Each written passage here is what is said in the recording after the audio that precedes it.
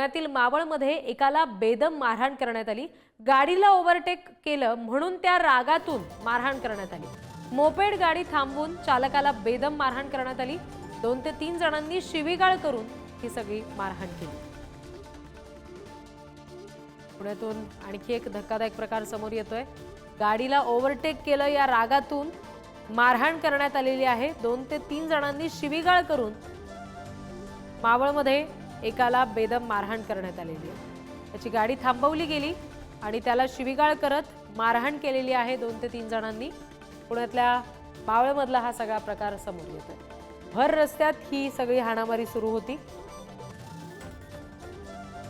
ही दृश्य आपण सध्या पाहतोय। गाडीला ओव्हरटेक केलं या रागातून ही मारहाण करण्यात आलेली आहे।